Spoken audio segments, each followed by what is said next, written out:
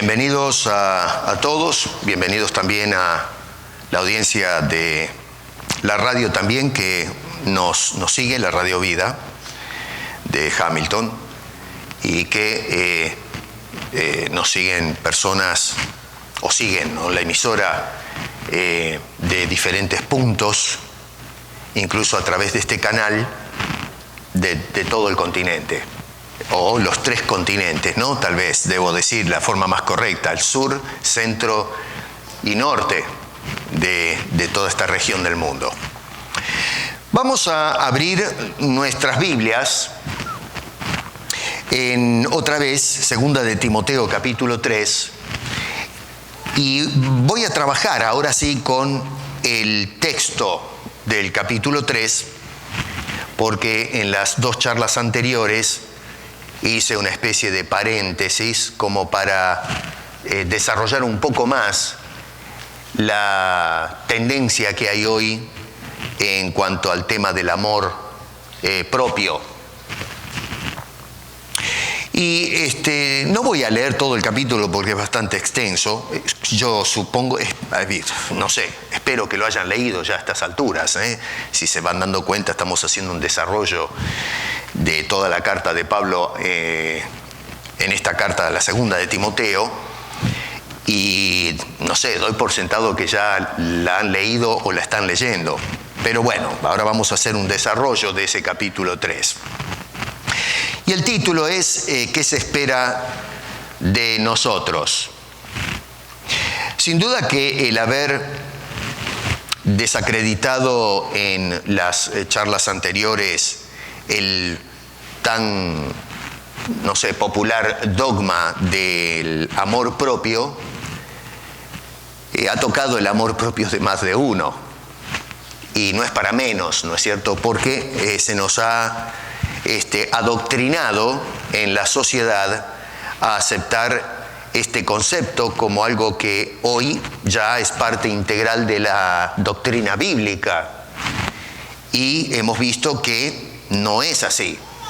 Inclusive analizamos las palabras de Mateo, donde desgraciadamente muchos ven en eso el manifiesto eclesiástico o bíblico de la doctrina o de este dogma del dominio propio o el amor propio, y hemos visto, haciendo la exégesis como corresponde, ustedes son jueces de esto, eso lo vimos en la charla anterior, que Jesucristo jamás indicó semejante cosa. Entonces, lamentablemente, en vez de ir y revisar de dónde recibimos todas estas enseñanzas, directamente las metemos en la iglesia y las aceptamos como que son bíblicas. Por eso es necesario, hermano querido y hermana, que nosotros revisemos con mucho cuidado cada propuesta que nos hace la sociedad anti Dios. Inclusive cuando la propuesta viene del campo académico o la gente que ha tenido una preparación universitaria en las diferentes disciplinas que tiene que ver o que, digamos, están introducidas en la sociedad. Y digo esto porque ellos procuran crear, ¿no es cierto?, ese campo intelectual, un estándar de vida que se revela contra los principios de Dios y su santa palabra. Y entonces, por necesidad, debemos estar envueltos en un estudio más cuidadoso y crear principios que y hoy día en el campo secular incluye cómo definir la naturaleza humana.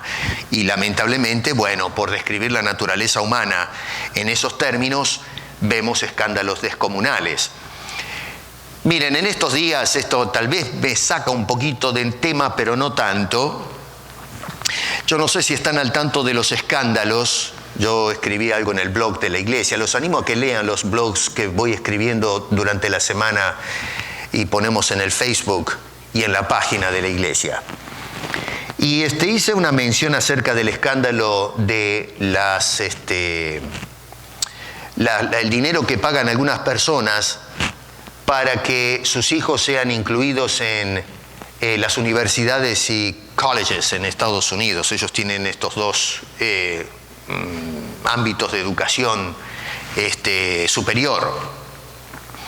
Y están todos escandalizados hoy, ¿no es cierto? Como que es algo, uy, esto nunca lo hicimos, como que, no sé, yo veo siempre la hipocresía en la sociedad, ¿no? Nos escandalizamos cuando alguien sacó a la luz lo que es de uso corriente, esto de que la gente esté pagando la universidad o que estén tratando de buscar palancas para meter a sus hijos en el equipo de fútbol o cosas por el estilo. Vamos, esto no es algo de ahora. Lo que pasa es que ahora salió a la luz y están todos ahí corriendo escandalizados para arriba y para abajo. Pero miren, levanten la alfombra en Latinoamérica y van a ver cómo los políticos están metidos ahí abajo haciendo los mismos chanchullos o peores que lo que acabamos de ver. Y con esto no estoy exonerando a los responsables de esos. Pero yo quiero ir un poco más atrás de esto. Porque este tipo de cosas que se escandaliza, ¿no es cierto?, en la sociedad, es el resultado de una generación que cree que tiene el derecho de esos privilegios. Que por alguna razón, porque si no forma parte, mi hijo no pasó el examen de ingreso, su autoestima va a quedar tan dañada, tan lacerada, que pobrecito o pobrecita. Y pobrecitos son los hijos que ahora pagan las consecuencias de haber caído y crecido en hogares tan irresponsables como esos. Porque en lugar de enseñarle a nuestros hijos a esforzarse y de vez en cuando hacerles entender que en la vida no siempre se gana, que a veces hay que perder, que a veces nos van a golpear la mejilla, que a veces la vida es dura, es hostil, es rústica, y entonces tenemos que depender de Dios para salir adelante. No, enseñamos esto, no, tú tienes una autoestima elevada, y entonces los hacemos creer de que son, como dijimos el otro día, el número uno del cosmos. Bueno, estamos pagando las consecuencias de esa idiosincrasia. ¿Qué quieren que les diga? ¿La gente acepta esto? No, no lo acepta. Todavía vamos a seguir agarrados de este maldito culto que, vuelvo a repetir, hoy se ha metido dentro de la iglesia cristiana. Así que los cristianos no obedecemos al mundo. Nosotros obedecemos a Dios. Con esto no estoy diciendo que no debemos obedecer las leyes. Cuidado con eso. No, parte de la obediencia a Dios es someternos a las leyes. Pero me refiero en cuanto a temas espirituales, religiosos, en cuanto a la conducta, nosotros debemos obedecer a Dios. Y muy a menudo, lo que nos dice Dios en su palabra va totalmente en dirección opuesta a lo que nos dice la sociedad. Y ahí es donde nosotros tenemos que decidir a quién vamos a obedecer. Si obedecemos a Dios en su palabra u obedecemos la palabra del mundo. Y la Biblia presenta el amor propio en términos negativos. Nunca encontramos en la Biblia que se presenta el amor propio como algo positivo para el hombre cristiano y mucho menos para la sociedad. Así que no vemos esta postura positiva que presentan algunos expertos en el campo de la psicología humanista, haciendo distinción de la psicología cristiana, si es que existe semejante cosa, ¿no es cierto? Hay una distinción entre una y la otra. Acá Pablo va a plantear dos cosas importantes que necesita tener en cuenta Timoteo. Y por extensión, me refiero al capítulo 3, así que tenga la Biblia abierta. Y por extensión es algo que tenemos que tener en cuenta nosotros, la Iglesia de Cristo, si es que realmente queremos cumplir nuestro ministerio. Y digo si queremos, porque me parece que muchos en la Iglesia hoy no saben lo que es el ministerio y no tienen ningún interés, francamente, en cumplir su ministerio. El único interés que tienen es en ellos mismos, producto de una sociedad que se ama en una forma desmedida. Entonces Pablo quiere que Timoteo entienda dos cosas. Número uno, que hay una necesidad urgente, desesperante, de entender que se aproximan tiempos peligrosos. Y en el caso nuestro, tenemos que nosotros como iglesia entender que ya vivimos en esos tiempos peligrosos.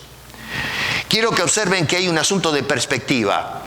Pablo le está hablando hace 2000 años atrás a Timoteo y le está diciendo: Timoteo, prepárate y debes saber que vendrán tiempos peligrosos.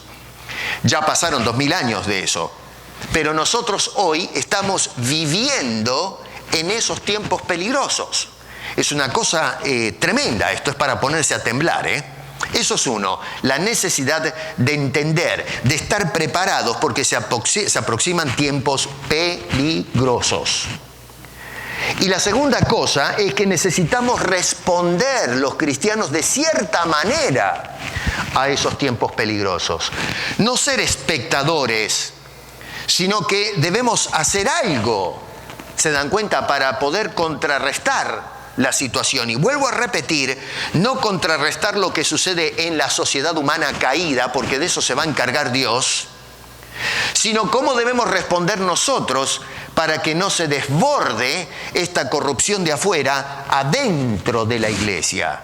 Otra vez, Pablo le está escribiendo a Timoteo para ordenar y orientar la iglesia y que no sea alcanzada por estas doctrinas raras que metieron un tal Himeneo y Fileto dentro de la iglesia y otros tantos, sino que de alguna forma pongamos parámetros a esas cosas, que les pongamos un freno y no terminen invadiendo al pueblo de Dios. Entonces vamos a mirar un poquito estas dos cosas con un poquito más de atención y a ver qué sacamos de lección de las palabras de Pablo. En primer lugar, tenemos que saber que se acercan tiempos peligrosos. Eso lo tenemos en el versículo 1 claramente. Dice, porque debes también saber esto, que en los postreros días vendrán tiempos peligrosos. Y nosotros miramos a través de los versículos y nos damos cuenta que son tiempos peligrosos para la iglesia de Cristo. Algunos, dice, se apartarán de la fe. Verso 18 del capítulo anterior, verso 2, dice que se desviarán de la verdad y trastornan la fe de algunos. La iglesia está en peligro, hermano querido. La iglesia contemporánea está pero montada arriba de una hornalla que emana fuego. Nosotros no nos estamos apercibiendo de la situación en la que está metida la iglesia contemporánea. Hay gente que se toma esto como extremismo o exageración, pero tratar de estas cosas como algo extremista y exagerado es minimizar la seriedad de las palabras del apóstol Pablo inspirado por el Espíritu de Dios. No solamente la iglesia está en peligro, nuestros hogares están en peligro. Está en una forma implícita declarado ahí en el versículo 6, donde dice que estos, es decir, los amadores de sí mismos, del verso 2, dice, son los que se meten en las casas y llevan cautivas a sus miembros. Gente que invade los hogares con ideas torcidas. Vuelvo a insistir, estos amadores de sí mismos metieron su ideología dentro de la iglesia y dentro de nuestros hogares. Hoy tenemos una tecnología que ni soñaba Timoteo, ¿no es cierto?, en sus días, que es la televisión y la tableta y el celular. Estamos todo el día conectados, ¿no? Estamos en línea. Y es impresionante la cantidad de información que se nos vacía a través de estos medios. Somos esclavos de este aparato. Yo el otro día leía lo que es el síndrome del celular, ¿no? La gente está enviciada con este aparato. Algunos están haciendo, los expertos, comparación de la dependencia que ha despertado la gente hacia los artículos estos con los estupefacientes, drogas. Y el celular es una cosa así. Si se le pierde a una persona el celular, se arranca las uñas en carne viva, se arranca los pelos. He visto videos, por ejemplo, de que se hacen bromas, ¿no? Y alguien le pega el celular de una persona y se lo tira por la ventana y se vuelven locos. Pero qué una cosa tremenda. Claro, es una barbaridad tirarle a pobre gente el celular por la ventana, pero tampoco es una cuestión de que me mataron a mi madre. ¿Se dan cuenta? Pero el asunto es, ¿y si se cayó el wifi, la señal? Mamma mía, la gente inmediatamente buscan, a ver, ¿dónde está? Me voy a ir a la casa de mi hermano, mi hermana, mis viejos, porque ahí tiene la señal todavía viva, si no me vuelvo loco, me corto las venas, no tengo wifi, ¿qué voy a hacer? Llegan al aeropuerto, inmediatamente salen buscando las claves en los cafés, en los restaurantes. Pero es una cosa increíble. Con Gloria a veces salimos a tomar un café, a veces salimos a cenar y nunca nos deja de sorprender, nunca, cómo la gente están sentados, y esto lo he dicho muchas veces, uno delante del otro, y en lugar de conversar el uno con el otro, están conversando con otro en el aparato ese. Y yo digo, pero ¿y para qué salieron juntos a comer? ¿Por qué no lo llamaste al que está en el celular y te vas con él a comer? Pero no, tenemos al otro ahí con el aparatito, el otro con el aparatito, en lugar de conversar. Digo, ¿para qué se fue? Dije, che, oíme una cosa, ¿qué te parece si nos vamos a tomar un café juntos? Bueno, dale, vamos. ¿Y qué? Y no están juntos. Pero una cosa de locos, qué sé yo. Bueno, eso es donde nosotros estamos viviendo. Vivimos tiempos peligrosos, se nos metió adentro de la casa. Y lógico, cuando está dentro de la iglesia y adentro de la casa, está también el tiempo peligroso dado en la sociedad entera, que es algo extensivo. El peligro tiene que ver, lo que menciona Pablo acá, con, ya le dije el otro día, no, hay muchos peligros en la sociedad, el peligro de guerra, peligro de asaltos, a inseguridad social, pero el apóstol Pablo está apuntando a otro tipo de peligro. Y noten que el peligro que menciona este hombre tiene que ver con la actitud que asumirán los hombres del futuro. Dice este hombre que es, en cuanto a los hombres, es el carácter o la actitud en relación a ellos mismos. Versículo 2. Vendrán tiempos peligrosos porque aparecerán hombres con ciertas actitudes o ciertas características. No solamente eso, pero también en relación al dinero o al capital. Y hoy la plata se nos fue a la cabeza, ¿no? Tenemos planes de ahorros, planes financieros, que está bien ahorrar, cuidado, no me malentiendan, pero ya cuando eso se convierte en la prioridad, ¿se acuerdan que Jesús dijo primeramente buscad el reino de Dios? Nosotros hoy el reino de Dios lo buscamos después de buscar los planes para hacer dinero. Y número 3, en relación a los placeres. 3 cosas que aparecen ahí. Y quiero que tomen nota que el común denominador de esas 3 cosas tiene que ver con la parte afectiva del ser humano. La palabra es philos en griego. Ya la he mencionado, creo que les debe sonar, ¿no es cierto? La palabra philos. Noten que se habla de philos en 3 términos. Número 1, el amor a sí mismo, philautos. Philautos es la palabra griega.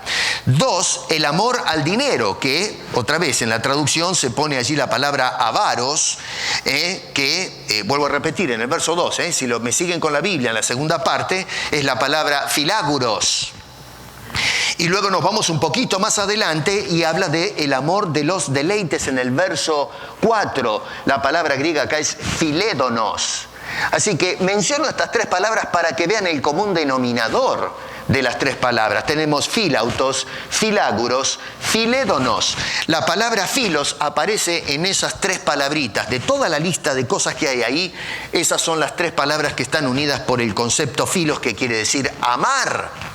Amor por sí mismo, amor por el dinero y amor por el hedonismo, los placeres, los deleites de la vida. Y Pablo va a describir cuáles son las características que manifiesta una persona que se ama a sí mismo, que es totalmente lo contrario a lo que nos vende la sociedad, que la sociedad en definitiva es un vendehumo. Nos distrae, eclipsa la realidad con un montón de sofismos. Y nos hacen creer entonces que lo que es incorrecto es correcto. Que lo que debemos desechar como cristianos es lo que debemos aceptar como cristianos. Y bueno, así le va al pueblo cristiano hoy. ¿Acaso vamos a decir que hoy la iglesia contemporánea es mejor que la iglesia de hace 50 años atrás? No, de ninguna manera. ¿Que somos mejores que la iglesia de la Reforma? Mucho menos. ¿Que somos mejores que la iglesia del primer siglo?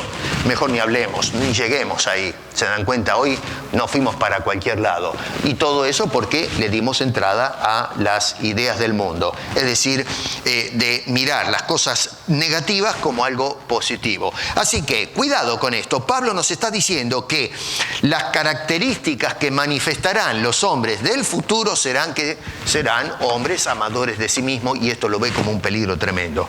Yo estuve analizando la lista que hace Pablo ahí, ¿no? Dice avaro. Bueno, avaros otra vez tiene que ver con el concepto de amar, pero luego dice vanagloriosos. La persona presumida es un vanaglorioso. Y díganme ustedes si hoy no vivimos en una sociedad presumida, ¿no? Otra vez, volviendo a los escándalos estos, esta gente que presume que porque son de la élite de la farándula, sus hijitos merecen estar en la universidad. No tienen que dar los exámenes como los demás. Los que se rompieron el alma estudiando quedaron afuera, porque se llenaron los cupos. Y un sinvergüenza que se la pasa todo el día tomando piña colada en la pileta de la mansión donde viven, el mocoso, lo único que tuve que hacer es decirle al padre, pagame la entrada a la universidad, y él está metida a una de las universidades importantes de Estados Unidos, que eso me dejó sorprendido. Y Harvard, gracias a Dios hasta ahora, parece que no está metida en el lío, ¿no? Un escándalo tremendo. Y que venga papito, mamita con plata y pague la entrada. Gente que formó parte de programas deportivos y no tenían la capacidad y sin embargo los metieron ahí. Es una vergüenza, una vergüenza.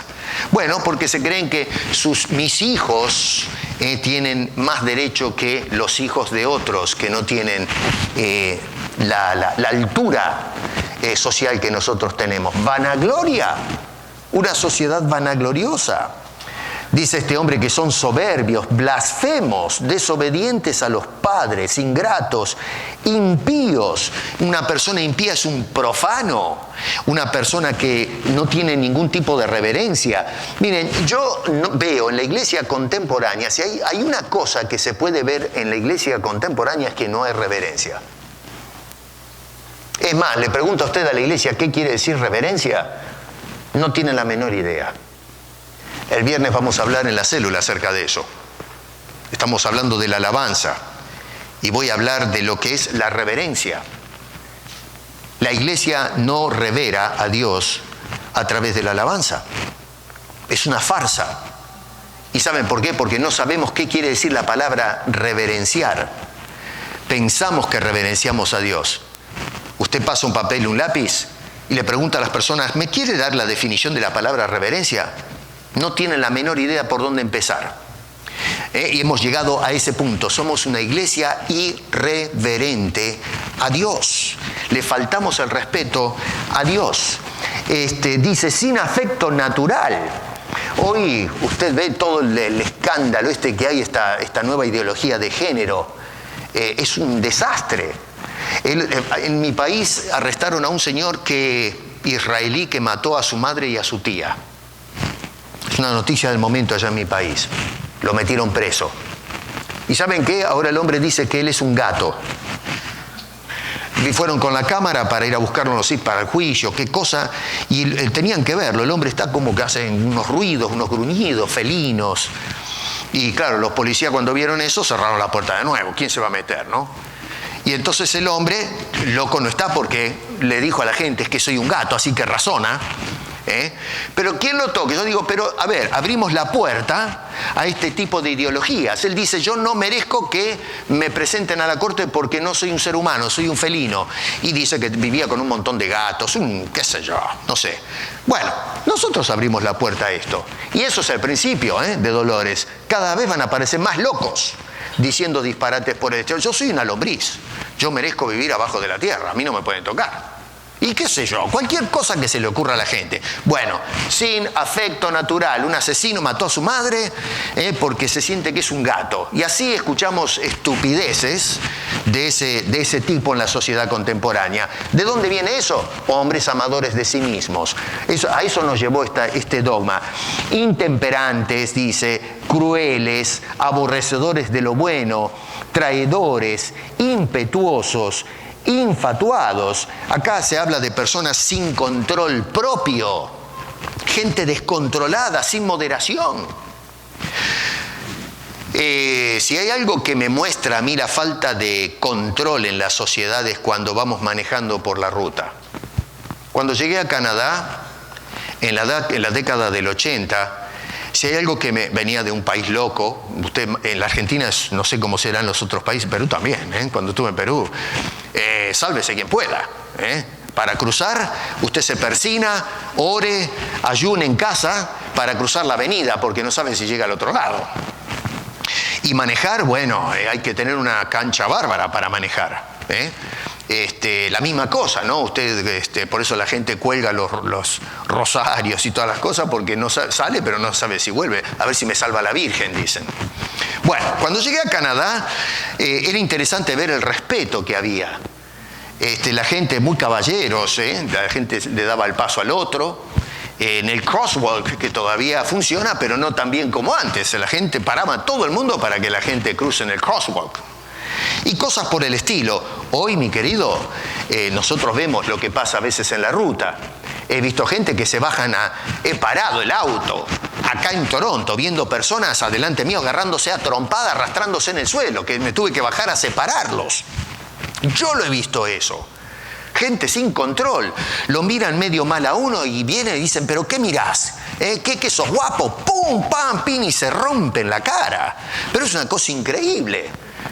Bueno, eso, y lamentablemente pasa dentro de la iglesia. He escuchado casos escandalosos donde ha tenido que en reuniones de iglesia se han peleado y entonces hasta han tenido que llamar a la policía para que vengan los policías, que no tienen nada que ver con la iglesia, a poner orden, porque los hermanitos en Cristo se agarraron a trompadas porque tienen diferentes opiniones. Pero por favor, bueno, ¿qué dice acá este hombre? Hombres infatuados, impetuosos, cosas por el estilo. Este tipo de gente, culmina diciendo el apóstol Pablo, actúan de esa manera tan deplorable, como menciona así en los versos 2 al 4. ¿Por qué? Porque se aman a sí mismos más que a Dios. Dios está en un segundo plano. Nosotros, hermanos queridos, los que somos sellados por el Espíritu Santo, actuamos o debemos actuar de una manera diferente.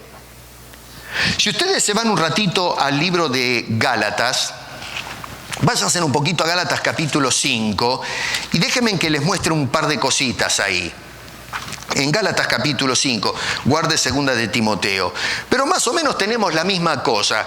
En segunda de Timoteo capítulo 3 hace una lista de cosas que son producto de un hombre que se ama a sí mismo. Y ahora Pablo va a hablar a los Gálatas y hace una lista de cosas que son de la carne, que más o menos es la misma cosa.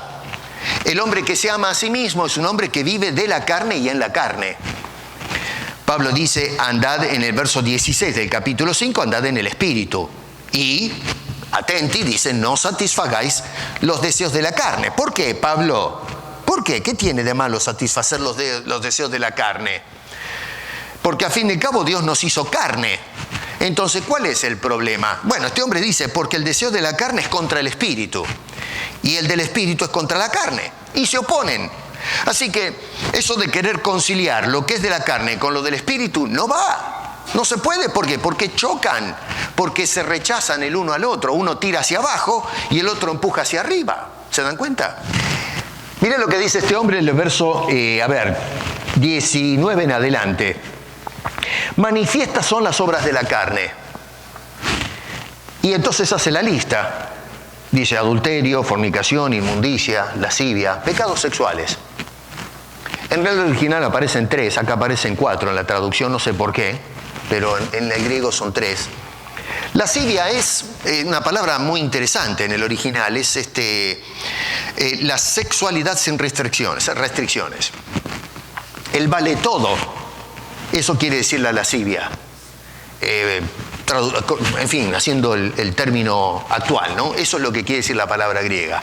La persona que practica la sexualidad de una manera irrestringida, donde vale absolutamente todo. Así que habla de adulterio, habla de fornicación, porneia es la palabra.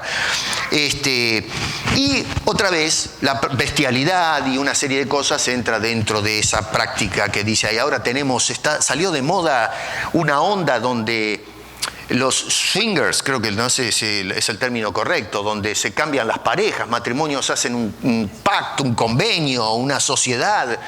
Pero yo no sé, ya es cualquier cosa esto, ¿no? Y entonces se prestan a las parejas. Pero yo no sé, francamente, hablábamos con mi señora no hace mucho de esto y decíamos, pero ¿a dónde fue a parar la sociedad? Y yo digo, a ver, ¿qué ejemplo le damos a nuestros hijos? Si algún día mi hija me pregunta, yo ya están casadas, ¿no? Gracias a Dios limpié la casa. Ya está. Entonces vienen sus hijas y dicen, mamá, a ver, ¿qué te parece? Escuché en la escuela, entre los chicos, de que es bueno cambiar de hombre de acá para allá, de sacarle, irme con el novio de mi amiga, o de mi prima, o de mi hermana, solamente por divertirnos un poco. ¿Qué le dice usted, madre, si usted es un swinger, o no sé cómo le llama, creo que es swinger, no estoy seguro, ¿eh? ¿Qué le dice usted como madre a su hija? Querida, mirá, está muy bien, si nosotros con tu papá lo hacemos. Qué lindo ejemplo, ¿eh? Qué linda madre. ¿Y el padre qué le va a decir a su hijo? Pero vamos, esto es un escándalo lo que está pasando en la sociedad. Bueno, eso es lo que dice el apóstol Pablo. Las obras de la carne son toda desviación sexual. Y no solamente eso, pero lo espiritual dice idolatría, hechicería, y eso lleva a tener conflictos con los demás, enemistades, pleitos, celos, iras, contiendas, disensiones, herejías, envidias, homicidios, borracheras, orgías y cosas semejantes. O sea que la lista no es exhaustiva. Dice, esto es para que ustedes se sienten a mirar. Dice, cosas semejantes, acerca de las cuales os amonesto, como ya os lo he dicho antes, que los que practican tales cosas no heredarán el reino de Dios. Cuando la gente de la sociedad lee estas cosas o escucha de esto, se ofenden. Si le decimos, si usted practica esto, se va al infierno. Pero hacen un escándalo tremendo. ¿Cómo que me voy a ir al infierno? Pero qué crueldad que tiene usted. ¿Cómo se atreve usted a decirme qué tiene de malo de irme a divertirme, a salir con alguien, de disfrutar la sexualidad? Y entonces la gente defiende todo ese tipo de cosas. ¿Qué tiene de malo de hacerme tirar las cartas? Si yo no molesto a nadie, de practicar la hechicería, de tener enemistad con alguien que me hace la vida difícil, qué sé yo. Empezamos con una cantidad de argumentos y nos ofende cuando alguien viene como Pablo a decirnos, mira, ¿sabes una cosa? Si haces eso no vas a heredar el reino de los cielos, te vas a quedar afuera. Nos llaman que somos recalcitrantes, gente fanática, gente sin tolerancia y qué sé yo, una cantidad de términos que se usan en la actualidad contemporánea. Y entonces en el verso 22 dice, más el fruto del Espíritu. Y con esto Pablo está mostrando la distinción entre la lista de las cosas que son de la carne con lo del Espíritu. Y dice, más el fruto del Espíritu. Y esto quiero que pares y tomes nota, porque cuando habla la lista de las cosas de la carne no dice que estos son el fruto de la carne. ¿Se dieron cuenta de eso? Son las obras de la carne. Pero cuando habla del Espíritu dice que esto es fruto del Espíritu. Y entonces va a hacer la lista. Dice, más el fruto del Espíritu es amor, gozo, paz, paciencia, benignidad, bondad, fe, mansedumbre, templanza. Yo les animaría a que se lo aprendan de memoria esa lista. Vale la pena recordarla todos los días un rato. ¿Por qué fruto y no obras? Porque todos, por naturaleza, producimos la obra de la carne. Pero necesitamos la asistencia de Dios para que se produzca esto que el apóstol Pablo está mencionando. Si Dios no hace algo en nosotros, es imposible que el hombre pueda cumplir esa lista que nos menciona este gran hombre de Dios en el verso 22. Y noten que la primera palabra que aparece es amor, que ya lo he mencionado en otra ocasión, y que no es filos, como la que menciona en 2 de Timoteo, sino agape, una palabra distinta. Y ese agape, ese amor especial, distinto al filos, es justamente porque Dios es el que produce esas características.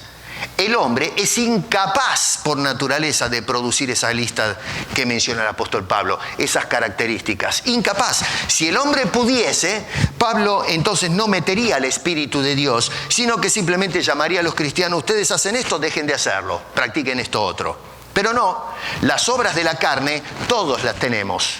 Absolutamente todos, usted y yo, todos. Por naturaleza practicamos estas cosas.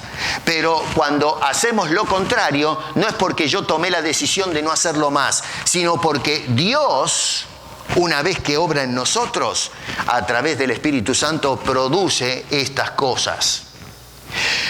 ¿Esto por qué digo que es importante? Bueno, porque, a ver, cuando nosotros ponemos a estos dos tipos de personas uno al lado del otro, es decir, al hombre de Gálatas que anda en la carne, o a este hombre que menciona el apóstol Pablo acá en 2 de Timoteo 3, versos 2 al 4, y lo ponemos al lado del otro hombre que es dirigido y gobernado por el Espíritu Santo, ¿con cuál se queda usted?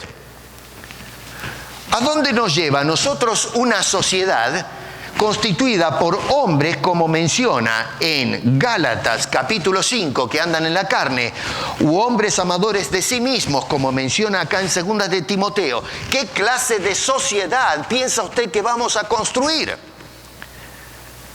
Y específicamente, ¿qué clase de iglesia pensamos nosotros que vamos a plantar y a promocionar cuando tenemos en cuenta este tipo de persona?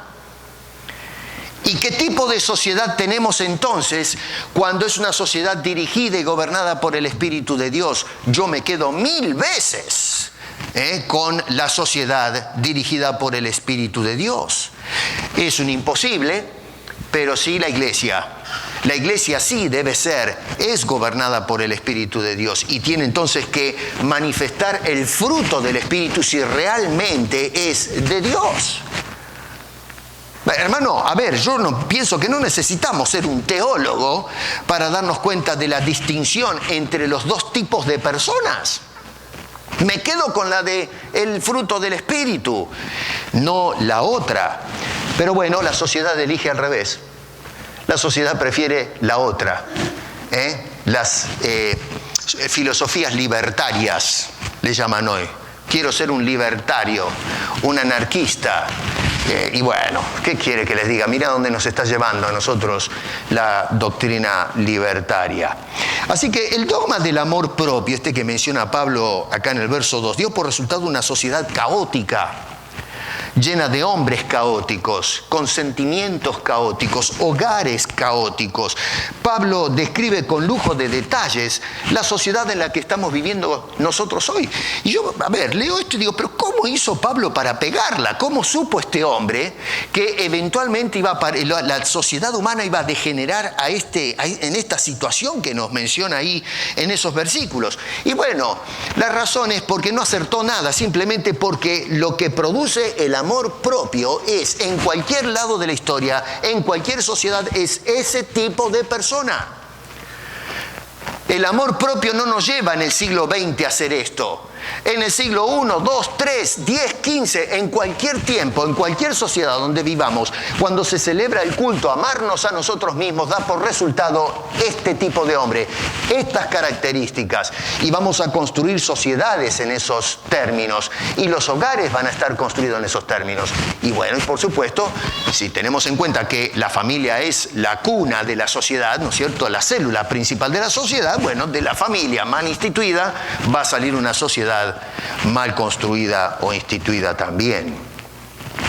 Ahora, lo grave de todo esto es que este tipo de gente, porque acá es donde está el peligro, es que invadió la iglesia. Porque si los tenemos cercados y están afuera, a menos que Dios haga la obra, los transforma y los derrama dentro de la iglesia. Pero no, lo que hicimos es abrirle la puerta, inclusive si había paredes de contención las tiramos abajo, le hemos hecho un hueco y se nos metieron por todos lados y están metidos dentro de la iglesia. Pero lo grave no es solamente que se metieron dentro de la iglesia, sino la forma furtiva en que se metieron dentro de la iglesia. Pablo dice que se meten disimuladamente. Se manifiestan en una forma escondida. No se presentan como nos dicen los versículos 2 al 4. ¿Por qué? Porque si nosotros vemos meterse en la iglesia personas así, le decimos, Señor, usted no puede entrar acá. ¿Cómo va a entrar haciendo esas cosas? Entonces le decimos, no, momento, pare ahí.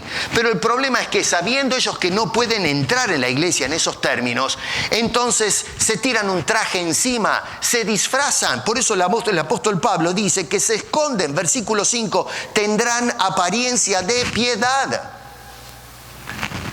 La palabra morfosis, que es apariencia, ¿no es cierto? Se traduce como apariencia, habla de la forma, el semblante. Pablo dice, tendrán la forma, la semblanza de gente de Dios, gente piadosa. Usted cuando ve a esta gente, este hombre amador de sí mismo no va a entrar siendo un vanaglorioso, soberbio, blasfemo, desobediente. No, ese hombre entra con la Biblia abajo del brazo, entra con las dos manitos juntas, se pone la sotana, los hábitos. Usted lo que va a ver no es lo que está escondido en el corazón de ese hombre. Usted lo que está viendo es un disfraz. Usted lo que está viendo es una persona llena de piedad, de pasión por las cosas de Dios. Es decir, usted va a ver una persona totalmente consagrada a las cosas del cielo. Un hombre que sale a evangelizar o mujer, qué sé yo, y hay de todo, ¿no es cierto? Devoto a Dios, entregado a las cosas de Dios. Así que lo que el apóstol Pablo nos quiere dejar claro acá es el hecho de que lo que vamos a ver con nuestros propios ojos no es lo que la persona esconde.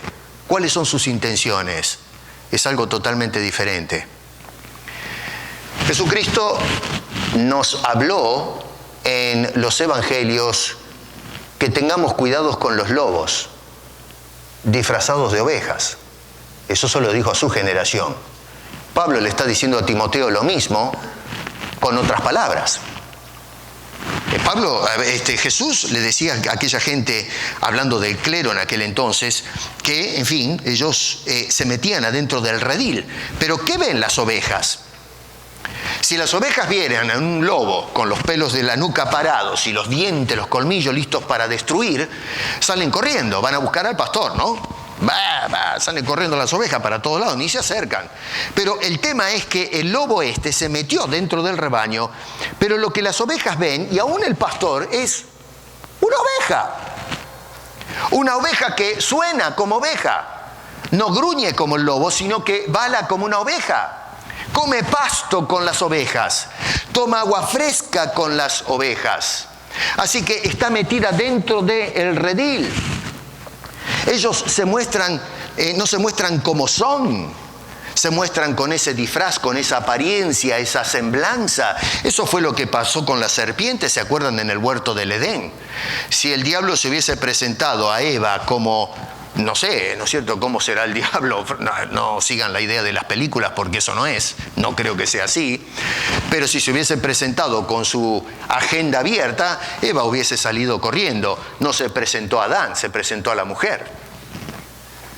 No, se presentó como uno de los animales del campo, al cual Eva ya estaba acostumbrada. Así que por eso es que esta mujer se acercó a conversar con ella. No se presentó con la apariencia, sino con una semblanza, con una forma diferente. Y nos dice que estos lobos rapaces tienen ese modus operandi. Se visten de piedad. Estos lobos alaban con nosotros. Estos lobos comen la Santa Cena con nosotros. Estos lobos se sientan a orar al lado nuestro, se arrodillan con nosotros, cantan himnos con nosotros. Son personas que nos acompañan a la iglesia todos los domingos con nosotros, pero son lobos rapaces con apariencia de piedad. Pastores que no son pastores de Cristo, se los ve como pastores de Cristo, pero son lobos rapaces, hombres amadores de sí mismo. Y la forma de operar entonces es una forma dualista. Una vez más, verso 5, se disfrazan, y verso 6, se infiltran. Note que dice, porque de estos son los que se meten en las casas. Esa palabrita se meten, que ustedes ven en la traducción, en duno, es decir, se esconde debajo de una prenda. Es la persona que se pone un traje encima que da una apariencia distinta a lo que son realmente. Hermano querido, la sotana de la piedad con la que van vestidos a ver la gente es un engaño sigiloso con el propósito de que les abramos la puerta, de meterse adentro de nuestras vidas. Es decir, lo que hacen es tratar de ver cómo se ganan la confianza. Por ejemplo, nosotros tenemos estos estudios de los viernes, ¿no? Y entonces la gente dice, viene el pastor Piesco a darnos el estudio y abren la puerta. Llaman gente para venir. Y entonces el pastor Piesco puede ser un lobo disfrazado. Lo que la gente ve es el pastor Piesco. ¿Y qué hay debajo del traje? Me expongo en esto para que la observación, y debe ser así, me deben observar. ¿Qué es lo que hay debajo del traje? ¿Qué clase de persona viene debajo de la indumentaria de la piedad? Es tu obligación eso. Si tú no tratas de levantar, ¿no es cierto?, la solapa del saco para ver qué hay dentro, es tu culpa. Le estás abriendo la puerta a un disfraz. Pero la gente se deja cautivar porque la persona habla muy bien, ora bonito, abre las escrituras, habla de Dios, tiene una poesía tremenda y entonces le abrimos el corazón, le abrimos nuestras casas, le entregamos nuestros hijos. ¿Y a dónde vamos a parar? Ahora, en el verso 5 dice que este tipo de personas negarán la eficacia de ella, de la piedad, ¿no es cierto? ¿Por qué? ¿De qué forma niegan la efectividad de la piedad? Bueno, porque estas personas otra vez hablan que la piedad es transformante, que cambia a la gente. Entran a las casas y hablan de el poder de Dios para transformar las vidas. ¿Y qué sucede? Que cuando ustedes descubren que ese hombre que viene disfrazado de piedad, al fin se dan cuenta, se le cae, digamos, la máscara y ven de que es un pagano, como se menciona en los versos 2 al 4, entonces todo lo que me enseñó de la piedad se viene a pique. Y es por eso que hay tanta gente que cuando descubre el fraude que hay dentro de la iglesia, que no es la iglesia, sino lo que se metió dentro de la iglesia, abandonan la iglesia, se van al mundo, porque dicen, ¿cuál es la diferencia? Por eso hacen la piedad inefectiva, es una farsa, es un asunto de palabras nada más, cuando en realidad es todo lo contrario. Así que, sin embargo, dice la gente que eventualmente estos que se esconden son descubiertos, ¿no? Verso 9 dice, mas no irán más adelante porque su insensatez será manifiesta a todos, como también lo fue la de aquellos, hablando, ahora vamos a ver un poquito estos dos personajes de Janes y Jambres que se menciona ahí en el versículo 8. Ahora, el problema con esta gente es que no les interesan las cosas de Dios, no son piadosos. Piadoso es una persona devota, a eso se refiere la palabra piedad. Noten que según el capítulo 2, verso 25, son personas que no se han arrepentido. Noten que dice allí, si quizás Dios les conceda que se arrepientan para conocer la verdad. Estoy tomando así un poquito arbitrariamente los versos aquí y allá, porque ya los hemos estudiado, ¿no? Ya hemos hablado de esas cosas. Pero Pablo habla entonces de personas que no han sido transformadas, que no se arrepintieron de sus pecados, no son nacidos de nuevo, no son regenerados. Una persona regenerada no se ama a sí mismo, ama a Dios primero. Pero estos hombres aman más, se aman a sí mismos más, aman el dinero más y aman los deleites más que Dios mismo. Esta gente no ha sido tocada por el Evangelio de Cristo. Pablo habla acá me llama la atención esto, en el verso 6 dice que se meten en las casas y llevan cautivas a las mujercillas cargadas de pecados, arrastradas por diversas concupiscencias. Hay un serio problema con la interpretación de esas palabras. Algunos intérpretes piensan que se tratan de pecados sexuales. Yo voy a ponerme del lado del no sé, honestamente. No sé, puede ser, ¿no? Porque hace mucho énfasis en eso, de que están cargadas de pecados y no sé qué cosa, a dónde apunta Pablo, qué es lo que Pablo sabía de estas mujeres.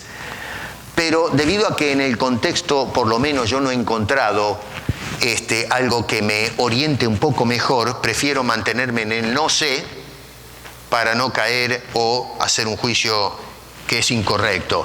Lo que sí sé que son mujeres cargadas de pecado y punto. Y no interesa si son sexuales o son la mentira o el chisme o lo que sea, son pecados. Para Dios pecado es pecado y demanda la muerte de Cristo para salvación. Así que sea lo que fuere, si hay algo que sí estoy en lo cierto es que son personas que están reprobadas. Mujeres, otra vez, cargadas de pecado. pienso que uno puede decir, bueno, pero ¿por qué mujeres y no hombres? Y qué sé yo, otra vez, tal vez acá tenemos un asunto de contexto histórico y social. La mujer en aquel entonces se quedaba en casa, el hombre salía a trabajar. Hoy eso nos parece un poco raro, ¿no? La mujer hoy, debido a los cambios de los tiempos, a veces salen a trabajar también, ¿no? Si viene este disfraz, ¿no es cierto?, y toca la puerta, no hay nadie en casa. A veces encuentran a los hombres más bien en casa y no las mujeres, qué sé yo, es distinto, o a los hijos. En aquel entonces se encontraba la mujer. Puede ser, hay una evidencia de carácter, la mujer es mucho más sensible y responde mejor a las cosas espirituales que los hombres. Por eso es que usted va al culto de oración y va a ver más mujeres que hombres usualmente orando. En todas las religiones, siempre la mujer es más sensible a las cosas espirituales. En el huerto del Edén, la serpiente habló a la mujer. El pueblo de Israel se metió en problemas porque seguían a las mujeres a la idolatría. Esdras limpió todo eso porque justamente las mujeres llevaron a la sociedad a adorar los ídolos. Así que el hombre no, el hombre a veces se siente, no sé, tenemos esa actitud machista tonta, ¿no? De que el hombre no debe depender de nadie, ni siquiera de Dios. El hombre trabaja, lucha, el hombre no necesita nada. La mujer es un poco más simple en ese sentido, más honesta, más real. Nosotros los hombres vivimos en una burbuja, pensando que porque tenemos un poco de músculos, si los tenemos, somos los más fuertes, ¿no? Las testosteronas nos hacen perder la razón a los hombres. Lo cierto entonces es que estos hombres, amadores de sí mismos, se infiltraron en la casa, yendo a estas mujeres primero, y aunque ellas estaban aprendiendo de estos falsos maestros, porque aprendían, pero nunca llegaban al conocimiento de la verdad. Eso es lo que nos dice el apóstol Pablo ahí. ¿Saben cuánta gente hoy están yendo a la iglesia y escuchan y aprenden cosas? Se comen 5 años, 10 años, 15 años, 20 años metidos en la iglesia y aprenden de todo. Pero de la verdad no aprenden ni medio. Y a veces cuando abren la Biblia y el Señor les empieza a abrir los ojos y a escuchar la verdad, dicen, pero ¿cómo puede ser que gasté tanto tiempo en pavadas? Me metí tantos años en un lugar donde aprendí de todo y me doy cuenta que de la Biblia no aprendí ni medio. Soy un niño, soy un bebé. 20 años. Es doloroso. Bueno, eso es lo que está diciendo Pablo. Ahí está el peligro. Se nos metieron en casa, nos metieron en la casa de ellos, en la iglesia, nos enseñaron un montón de cosas y de Biblia no sabemos ni medio. No hemos aprendido nada de la verdad de Dios. Pablo dice, esos son tiempos peligrosos. Hoy hay mucha gente que aprende, hermano, y realmente no aprende. Aprenden cosas que trastornan la fe de algunos. Capítulo 2, verso 18. Estos son señores que llevan a estas mujeres cautivas, dice allí, verso 6. Y me evoca otra vez las palabras de Pablo en el capítulo anterior, verso 6, donde habla de personas que son cautivas a la voluntad del diablo. Vale decir que estos hombres son los apóstoles del demonio para llevar cautivas o mantener cautivas a las personas en la trampa del enemigo. Y entonces Pablo expone al fin de cuentas el corazón de esta gente. Número 1, verso 2, son amadores de sí mismos. Número 2, verso 2, son amadores del dinero. Número 3, verso 4, son amadores de los deleites más que de Dios. Número 4, verso 5, se visten de piedad. Y número 5, verso 8, resisten la verdad. Esas son las 5 cosas que describe el apóstol Pablo de estos individuos que menciona y por eso dice son tiempos peligrosos. 5 cualidades que vemos en ello. Note que no solo se apartan de la verdad, porque ya eso es grave, dice en el capítulo 2, verso 18, se desviaron de la verdad. Pero ese no es solo el problema. Lo que hace peligroso el asunto es que se apartaron de la verdad y además, cuando hablan de la verdad, la resisten. Ahí está el meollo del problema, porque si se apartaron de la verdad y se quedan afuera, fine.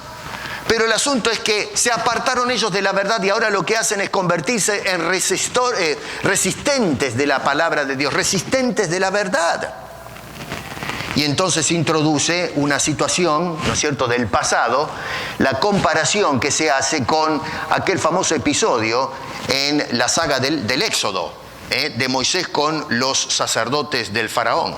Ustedes no encuentran los nombres estos en el Antiguo Testamento. Estos son unos manuscritos que se han encontrado. Ahora no voy a sacarlos del tema para hablar de eso, donde aparecen estos dos nombres. Al Pablo utilizar estos nombres, ¿cómo puedo decir? Los valida, ¿no? Que estos son los nombres, siendo que Dios inspira a Pablo a escribir. Entonces debemos respetar la validez de ese documento del que estoy hablando. Pero bueno, eso es tema para otra ocasión. Tenemos a estos individuos mencionados, estos dos personajes que ustedes van a encontrar en el libro de Éxodo. ¿Y qué es lo que, si conoce más o menos la historia, para no repetirla, ir al pasaje bíblico, notamos a lo menos tres cosas que hicieron esos caballeros que resistían la verdad de Dios. Número uno, imitaron los milagros de Dios. ¿Se acuerdan de la historia? Moisés tenía una vara y la vara, cuando la arrojó, se convirtió en una serpiente. Los otros hicieron lo mismo, en apariencia. ¿Y por qué hicieron eso? Para resistir la verdad, resistir a Dios. ¿Sabes cuántos tienen varas hoy que se convierten en milagros? ¿Saben cuánta gente hay que hace milagros? El otro día tuvimos un golpe en la nariz de un espectáculo que hubo, que ahora le están haciendo juicio. Ya entró la intervención en África, intervino la justicia, de un pastor que levantó un muerto. Esta semana estábamos leyendo con mi señora, estamos siguiendo el caso, y ya se dieron cuenta que el hombre pagaba a todos los que le hacía sanidad para que hagan todo el espectáculo de que habían sido sanados, incluso este muerto que se levantó del cajón. ¿Saben cuántos chantas tenemos en Latinoamérica? Que usted ve que se levantan de las sillas de ruedas y cosas por el estilo. Sé de una persona en Sudamérica que hacen campaña, va un famoso predicador de acá, va por toda Latinoamérica. Búsquelo en el internet, yo no doy nombres porque acá hasta me pueden hacer un juicio ahora, ¿no? Porque esta gente va a la corte. Entonces por eso no puedo dar nombres, si no los tiraría a la olla. Pero bueno, salen estos famosos predicadores de nombre internacional y resulta que estuvo en Argentina, en Brasil, en Uruguay, y sana a una mujer y hace todo un espectáculo. Resulta que la mujer, en cada país que va, la misma mujer es sanada. Y claro, le dan la platita. Como nadie la conoce, es una figura que es desconocida. Ahora con el internet, chao, sonó. Está estampillada, ¿no? Escrachada, dicen algunos. Pero eso es lo que hacen estos sinvergüenzas. Le ponen plata. Es todo un espectáculo. Imitan los milagros. ¿No dijo Jesús que muchos harán milagros? Y dijo, yo no los conozco. ¿Qué se creen? ¿Que porque una persona dice, yo hago milagros? ¿O porque vemos que la vara se convirtió en una serpiente, ya está, eso es evidencia que viene de Dios? Pues Pablo nos está recordando la historia, cómo estos hombres amadores de sí mismos, igual que James y Jambres, que hicieron milagros falsos, también entran a las casas a impresionar a la gente, a hacer milagros en nombre de Dios. Y como miramos nosotros a este vestido de piedad haciendo milagros imitados, decimos, viene de Dios. Abramos el corazón, las casas, démosle a nuestros hijos para que nos sanen, nos restauren. Y es todo mentira, es todo un embuste, un fraude descomunal. Estos hombres, dice allí, son imitadores de los milagros de Dios. Segundo, reclaman el poder de Dios. Estos que hicieron ese fenómeno ahí en la historia del Éxodo, consideraban que tenían el poder de los dioses de Egipto superior al Dios de Moisés. Y número 3, reclamaron mayor autoridad que el profeta de Dios, que era Moisés. Que el pueblo debía escucharlos a James y Jambres, en lugar de escuchar al enviado de Dios. Por eso Pablo los expone con un veredicto tremendo. Dice, son hombres corruptos de entendimiento. Y luego dice, son hombres reprobados en cuanto a la fe. Corruptos, reprobados. Y tú le abres la casa a esa gente. Tú le das el corazón a esa gente. Nosotros vamos a las iglesias de esta gente y le entregamos nuestros hijos para que escuchen y sean educados en la escuela dominical de esta gente. y después nos quejamos cuando salen nuestros hijos torcidos, amadores de sí mismos, delincuentes, personas que manifiestan estas cualidades que menciona desde el verso 2 al 4, nos quejamos y a veces hasta tenemos el descaro de echarle la culpa a Dios y a los maestros, porque miren lo que hicieron con mis hijos. Tú lo hiciste. Nosotros hacemos esto. Le creemos más a James y Jambres que al hombre de Dios. En este caso me refiero al apóstol San Pablo. Sin embargo, otra vez, verso 9, su malicia va a ser expuesta y queda expuesta. Y no solamente eso, sino que sus días están contados. Verso 13 dice, mas los malos hombres y los engañadores irán de mal en peor, engañando y siendo engañados. Así que ahí tenemos identificado el peligro de estos días. ¿Por qué estos días son peligrosos? Porque será inundado de hombres peligrosos, con ideas peligrosas, con actitudes peligrosas, y se meterán dentro de la iglesia. Y el peligro está que nosotros les vamos a abrir nuestra casa, nuestro corazón, y vamos a sostener a esos hombres. ¿Cómo debemos responder nosotros entonces ante esta situación? ¿Qué debemos hacer la iglesia de Cristo para cumplir su ministerio? 4 cosas, rápido. Número 1, noten ustedes verso 5, evitar tener comunión con esta gente. Pablo hace toda la lista y al final dice, a estos evita.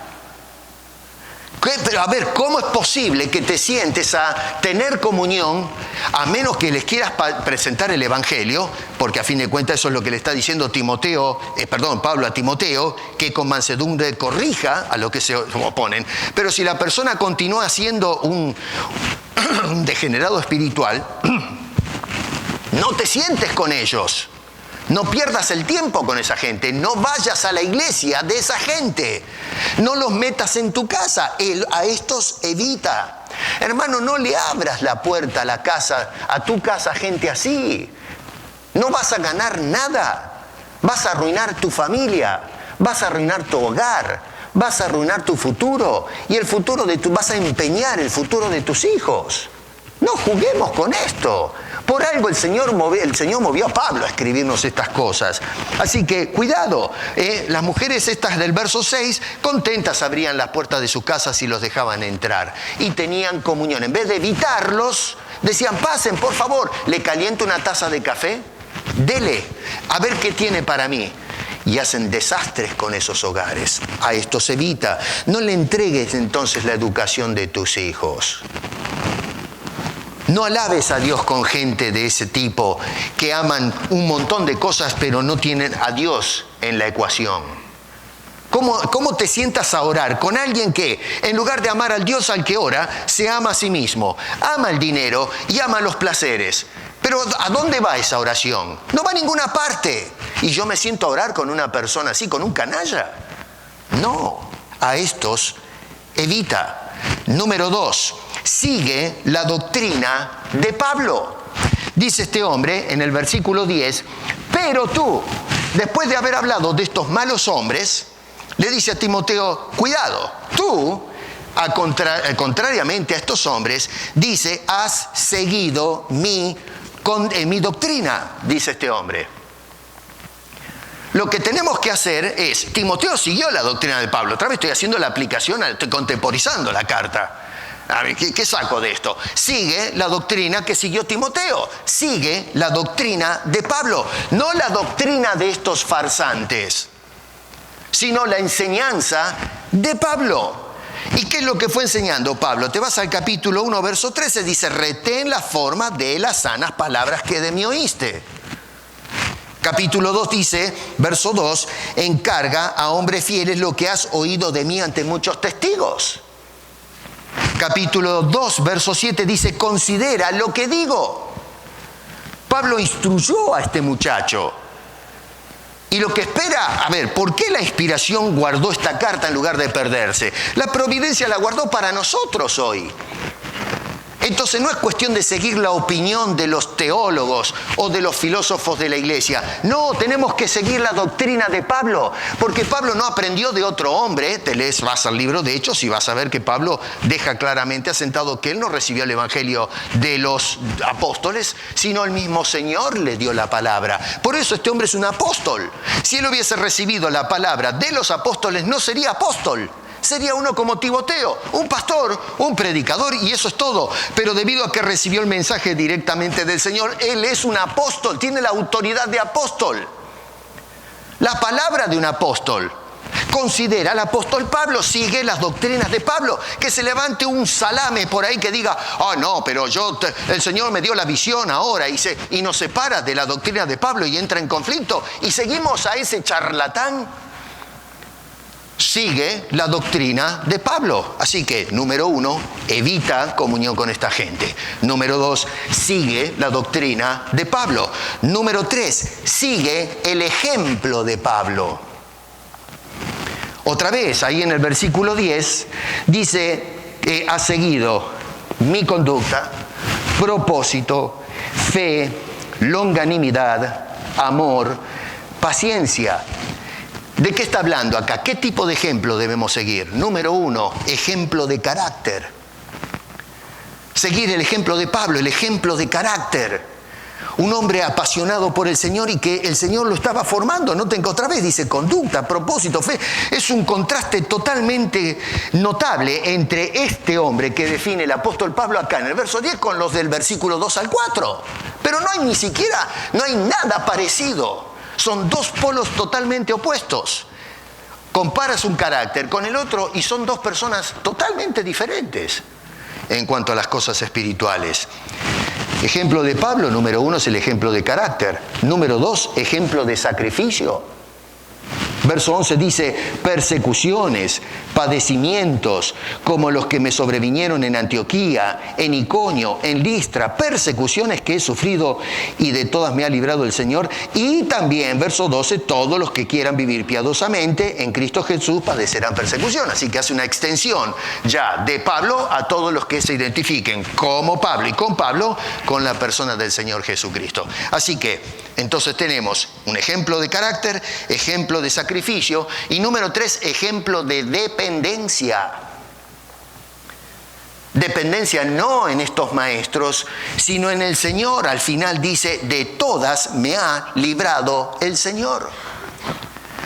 Para Pablo miraba las circunstancias y decía, ¿dónde estoy parado yo acá? En el Señor. Él es el que se encargó de ayudarme. Él depende por fe de su Señor y no la estaba llevando. Oigan, a ver, Pablo no la pasaba bien, porque usted ya le dije al principio, en el capítulo 4, ¿se acuerda cuando abrimos este estudio? Vimos como el apóstol Pablo ya reconocía de que estaba listo para el patíbulo. Le había dado cuenta a la corte y lo estaban culpando y este hombre ya sabía perfectamente que su carrera ministerial llegó a su fin. Por eso es que le escribe esta carta a Timoteo para decir, ahora te toca a ti continuar la tarea. Pablo estaba en la picota, literalmente, lo estaban por matar, pero sin embargo nunca dudó de su Señor. Tal es así que en el capítulo 4 dice que todos lo habían abandonado, pero el Señor estaba con él cuando estaba dando testimonio. Dependencia del Señor, el ejemplo de Pablo de depender de Dios. Número 1, no tengas comunión con esta gente. 2, sigue la doctrina de Pablo. 3, sigue el ejemplo de Pablo. Y la cuarta y última cosa es, persiste en las Sagradas Escrituras.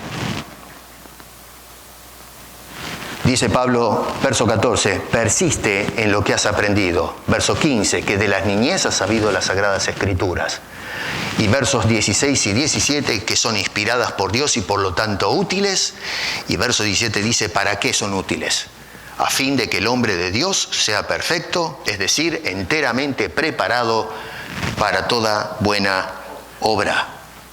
Esas son las 4 cosas que el apóstol Pablo quiere de Timoteo. Eso es lo que Dios, al haber preservado esta carta, quiere de tu persona y la mía, de esta iglesia, de la iglesia de Jesucristo, cuyo fundamento está firme, nos dice el apóstol San Pablo. Hermano querido, vivimos en un mundo peligroso. Pero el peligro está metido adentro de la iglesia.